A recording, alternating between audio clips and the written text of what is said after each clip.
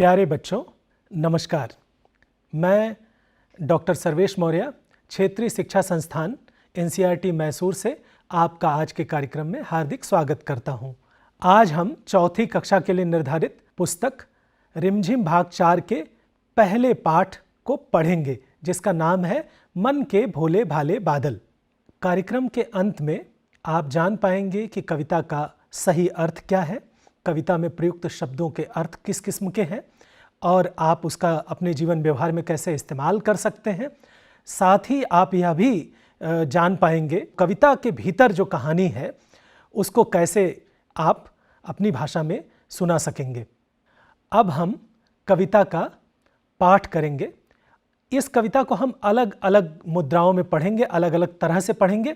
आइए इसको पढ़ते हैं। झब्बर झब्बर बालों वाले, गुब्बारों से गालों वाले, लगे दौड़ने आसमान में, झूम झूम कर काले बादल। कुछ जोकर से तोंद फुलाए, कुछ हाथी से सूंड उठाए, कुछ ऊँटों से कूबड़ वाले, कुछ परियों से पंख लगाए। आपस में टकराते रह रह, शेरों से मतवाले बादल। कुछ तो लगते हैं तूफानी, कुछ रह रह करते शैतानी, कुछ अपने थैलों से चुपके, झरझर झर बरसाते पानी। नहीं किसी की सुनते कुछ भी, ढोलक ढोल बजाते बादल। रह रह कर छत पर आ जाते, फिर चुपके ऊपर उड़ जाते। कभी कभी जिद्दी बन करके, बाढ़ नदी नालों में लाते। फिर भी लगते बहुत भले हैं, मन के भोले भाले बादल, मन के भोले भाले बादल। झब्बर झब्बर बालों वाले, गुब्बारों से गालों वाले, लगे दौड़ने आसमान में, झूम झूम कर काले बादल। कुछ जोकर से तोंद फुलाए, कुछ हाथी से सूंड उठाए, कुछ ऊँटों से कूबड़ वाले, कुछ परियों से पंख लगाए। आपस में टकराते रह रह, शेरों से मतवाले बादल। कुछ तो लगते हैं तूफानी, कुछ रह रह करते शैतानी, कुछ अपने थैलों से चुपके, झरझर झर बरसाते पानी। नहीं किसी की सुनते कुछ भी, ढोलक ढोल बजाते बादल। रह रह कर छत पर आ जाते, फिर चुपके ऊपर उड़ जाते। कभी कभी जिद्दी बन करके, बाढ़ नदी नालों में लाते। फिर भी लगते बहुत भले हैं, मन के भोले भाले बादल, मन के भोले भाले बादल।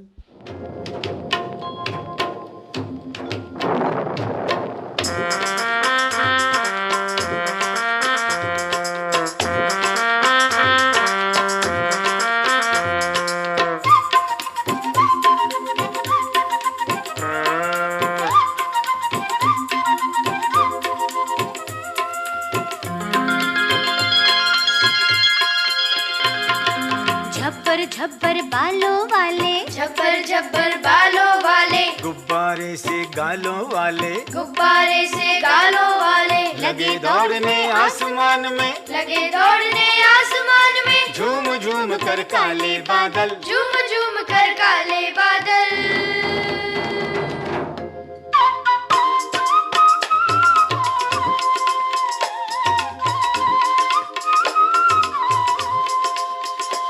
कुछ जोकर से तोंद फुलाए, कुछ जोकर से तोंद फुलाए, कुछ हाथी से सूंड उठाए, कुछ हाथी से सूंड उठाए, कुछ ऊँटों से कूबड़ वाले, कुछ ऊँटों से कूबड़ वाले, कुछ परियों से पंख लगाए, कुछ परियों से पंख लगाए। आपस में टकराते रह रहे, आपस में टकराते रह रहे, शेरों से मतवाले बादल, शेरों से मतवाले बादल।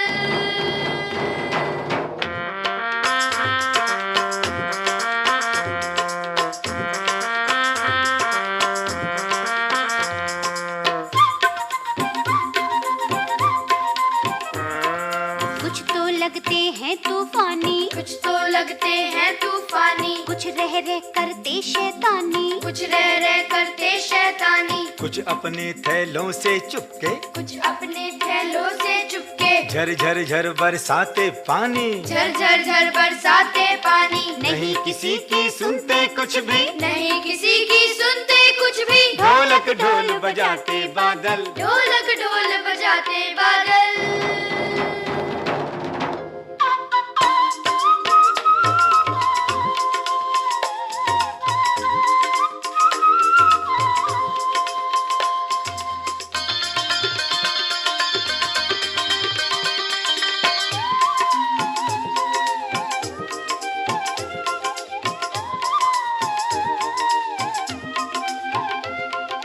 रह रह कर छत पर आ जाते, रह रह कर छत पर आ जाते, फिर चुपके ऊपर उड़ जाते, फिर चुपके ऊपर उड़ जाते। कभी कभी जिद्दी बन करके, कभी कभी जिद्दी बन करके, बाढ़ नदी नालों में लाते, बाढ़ नदी नालों में लाते। फिर भी लगते बहुत भले हैं, फिर भी लगते बहुत भले हैं, मन के भोले भाले बादल। मन के भोले भाले बादल।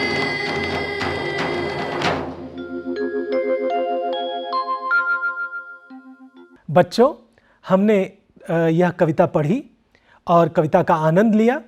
अब हम कविता में जिन शब्दों का इस्तेमाल हुआ है, जिन शब्दों का प्रयोग हुआ है, उनके अर्थ जानेंगे और उनका वाक्यों में कैसे प्रयोग कर सकते हैं उनको देखेंगे। बच्चों, कविता के आरंभ में आपने देखा पहली पंक्ति है झब्बर झब्बर बालों वाले। यहां आप देखिए झब्बर झब्बर, झब्बर झब्बर मतलब घुंघराले बाल। अगर इसको अंग्रेजी में कहें तो कर्ली हेयर, झब्बर झब्बर बालों वाले। दूसरी लाइन देखें, गुब्बारे शब्द आया है। गुब्बारे आप जानते होंगे, आप खेलते होंगे उससे। बलून वही। कविता की आगे की पंक्तियों में देखें, जहां कुछ जोकर से तोंद फुलाए, कुछ हाथी से सूंड उठाए, कुछ ऊंटों से कूबड़ वाले। कूबड़ वाले शब्द आपको लगता होगा कि कूबड़ क्या है। कूबड़ ऊंट के पीठ के ऊपर जो उभरा हुआ भाग है वही कूबड़ है। मतलब अगर अंग्रेजी में कहें तो हम्प। और आपने देखा कि कुछ जोकर से तोंद फुलाए। तोंद फुलाए शब्द, तोंद, तोंद का मतलब कि उठा हुआ पेट, फूला हुआ पेट, मतलब बेली। और आगे देखें, आपस में टकराते रह रहे शेरों से मतवाले बादल। शेरों से मतवाले, मतवाले मतलब मस्त मनमौजी। आगे की पंक्तियों में देखें, कुछ तो लगते हैं तूफानी। तूफानी, तूफानी मतलब कि जो तूफानी जो हवाएं चलती हैं, तेज हवाओं को तूफानी हवाएं कह सकते हैं। थोड़ा तेज जो हो, मतलब स्टॉर्म। इसी तरह से कुछ करते हैं शैतानी। शैतानी का मतलब शैतानी आप तो करते होंगे, वही शैतानी मतलब थोड़ा मिस्चीवियसनेस, बदमाशी। कुछ अपने थैलों से चुपके झरझर झर बरसाते पानी। यहाँ एक शब्द आया है थैलों। थैलों का अर्थ है बैग से, झोले से। आगे की पंक्तियों में देखें जो शब्द आते हैं, कभी कभी जिद्दी बन करके। जिद्दी मतलब हठी। और आगे बाढ़ नदी नालों में लाते। बाढ़ का मतलब, बाढ़ का अर्थ है जहाँ जब नदी का पानी बहुत बढ़ जाए, ज़्यादा हो जाए नदी में पानी, बाढ़, तब उस स्थिति को कहते हैं बाढ़। फिर आगे देखें, फिर भी लगते बहुत भले हैं। भले, भले लगना मतलब अच्छे लगना। और आगे मन के भोले भाले बादल। भोले भाले मतलब थोड़ा इनोसेंट, निश्चल, सरल। इसी अर्थ में भोले भाले का इस्तेमाल हुआ है यहाँ। तो आप देखते हैं कि मन के भोले भाले बादल। आइए अब वाक्यों के प्रयोग देखते हैं। यहाँ सभी वाक्यों का प्रयोग हम नहीं करेंगे, कुछ शब्द लेंगे और उनका वाक्य प्रयोग करेंगे।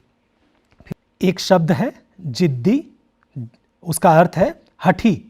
अब उसका वाक्य प्रयोग करें, यह तो बड़ा जिद्दी बच्चा है। दूसरा शब्द ले, बाढ़, अर्थात जब नदी का पानी बहुत बढ़ जाए, जलस्तर बढ़ जाए, उस स्थिति को बाढ़ कहते हैं। इसका वाक्य में प्रयोग करें, बाढ़ का पानी गांव तक आ गया है।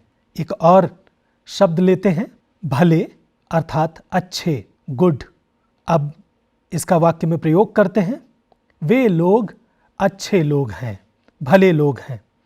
भोले भाले, जैसा कि हमने उसका अर्थ जाना, निश्चल, सरल, इनोसेंट, इनका आप प्रयोग करें। बच्चे स्वभाव से भोले भाले होते हैं। आइए अब कविता की व्याख्या करते हैं, उसका अर्थ जानते हैं। झब्बर झब्बर बालों वाले, गुब्बारों से गालों वाले, लगे दौड़ने आसमान में, झूम झूम कर काले बादल। बादल कैसे दिख रहे हैं? झब्बर झब्बर बालों वाले दिखाई दे रहे हैं। कैसे, क्यों लग रहे हैं झब्बर झब्बर बालों वाले? क्योंकि बादल इकट्ठा हो रहे हैं, घुंघराले घुंघराले बालों जैसे दिख रहे हैं। और उसके बाद कैसे लग रहे हैं? गुब्बारे से गालों वाले, मतलब जैसे फूला हुआ गुब्बारा लगता है उसी तरह से बादल फूले हुए लगते हैं। लगे दौड़ने आसमान में, झूम झूम कर काले बादल। और ऐसे बादल जो झब्बर झब्बर बालों वाले लगते हैं, मतलब घुंघराले बालों वाले लगते हैं, और फूले हुए गुब्बारों जैसे लगते हैं, वैसे बादल आसमान में दौड़ने लगे हैं, झूमने लगे हैं। आगे देखें कि कुछ जोकर से तोन फुलाए। कैसे लग रहे हैं बादल? जोकर जैसे लग रहे हैं। कैसा जोकर? जो ऐसा जोकर जो तोन फुलाए हुए हो, जो अपना पेट निकाले हुए हो। कितना मजेदार है। बादल जोकर से लग रहे हैं, ऐसा जोकर जो तोन फुलाए हुए है, मतलब हमको हंसाने के लिए, खुश करने के लिए तोन फुलाया हुआ जोकर लगता है। और उसके बाद कुछ हाथी से सूंड उठाए। और कुछ कैसे बादल लगते हैं? ऐसा लगता है जैसे कोई हाथी सूंड उठाए हुए है। और आगे देखें, कुछ ऊंटों से कुबड़ वाले। और जैसे ऊंटों के कुबड़ निकले रहते हैं वैसे ही कुछ दिखाई देते हैं, कुछ बादल वैसे ही लगते हैं। और कुछ बादल कैसे लगते हैं? कुछ परियों से पंख लगाए। कुछ ऐसा लगता है कि कुछ बादल परियों से पंख लगाए हुए हैं। यहाँ कविता में 4 बातें कही गई हैं। पहला, बादल कैसे लगते हैं? जोकर की तरह तोन फुलाए हुए लगते हैं, कुछ हाथी से सूंड उठाए हुए लगते हैं, और फिर कुछ ऊंटों के कुबड़ जैसे दिखाई देते हैं, और कुछ बादल परियों से, सुंदर सुंदर परियों की, जो सुंदर परियां होती हैं उनके जैसे पंख लगाए हुए लगते हैं। और ऐसे बादल आपस में टकराते रह रहे, शेरों से मतवाले बादल। जैसे शेर टकराते हैं उसी तरह से बादल भी आपस में रह रहकर टकरा रहे हैं। आगे देखें कविता में, कुछ तो लगते हैं तूफानी। कुछ कैसे लगते हैं? तूफानी लगते हैं, जिनसे डर लगता है। तूफान जब आता है तो क्या होता है? थोड़ा डर लगने लगता है। तूफान थोड़ा तेज होता है, तेज हवाएं जब चलती हैं तो तूफान आता है, स्टॉर्म। और आप देखें तो कुछ बादल कैसे लगते हैं? थोड़ा डराते भी हैं। कुछ करते रह शैतानी। और कुछ बादल ऐसा लगता है कि वो बदमाशी कर रहे हैं, शैतानी कर रहे हैं। और फिर जब बादल इकट्ठा हो जाते हैं तो वो क्या करते हैं? कुछ अपने थैलों से चुपके से झरझर झर बरसाते पानी। मतलब बादल पानी कहाँ से लाते हैं? वे अपने थैलों से चुपके से पानी हमको देते हैं। झरझर झर बरसाते पानी, और धीरे धीरे पानी गिरने लगता है। कुछ बादल पानी भी बरसाते हैं। सारे बादल केवल तोन फुलाए हुए नहीं होते, हाथी की तरह सूंड उठाए हुए नहीं होते, वे आपस में टकराते हुए भी लगते हैं। कुछ डराते भी हैं और कुछ शैतानी भी करते हैं, और कुछ पानी भी बरसाते हैं। और कुछ क्या करते हैं? नहीं किसी की सुनते कुछ भी, ढोलक ढोल बजाते बादल। और फिर क्या होता है कि बादलों की गड़गड़ाहट होती है, कुछ ढोल बजाते हुए लगते हैं हमें। और फिर क्या होता है? रह रहकर छत पर आ जाते, फिर चुपके ऊपर उड़ जाते। फिर क्या होता है कि कुछ बादल तो लगता है कि हमारी छत के ऊपर आ गए हैं, और फिर चुपके से वे ऊपर उड़ जाते हैं।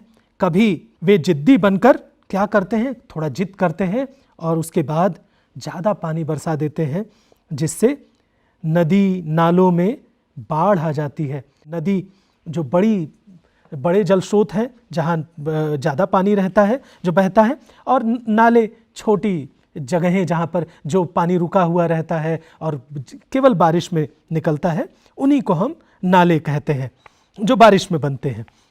और नदी प्राकृतिक रूप से बनी होती है, उसमें जल हमेशा रहता है। ऐसे बादल बहुत भले लगते हैं क्योंकि बादल भोले भाले हैं, मन के अच्छे हैं, वे किसी का नुकसान नहीं करना चाहते, लेकिन उनकी प्रकृति कुछ इस किस्म की है कि वो अलग अलग आकार ग्रहण कर लेते हैं। कभी वो झब्बर झब्बर बालों वाले लगते हैं, कभी गुब्बारों जैसे लगते हैं, कभी वे आसमान में दौड़ने लगते हैं, कभी जोकर सी तोंद फुलाए रहते हैं, कभी हाथी सा सूंड उठाए रहते हैं, कभी ऊँटों से के कुबड़ जैसे लगते हैं, कभी वे परियों जैसे प्यारे लगते हैं, कभी वे शेरों से टकराते हुए लगते हैं, और कभी कभी वो थोड़ा बदमाशियां भी करते हैं, थोड़ा जिद्दी भी हो जाते हैं, और फिर ढोल बजाने लगते हैं वे, और कभी कभी पानी भी बरसा देते हैं, और फिर वे कभी कभी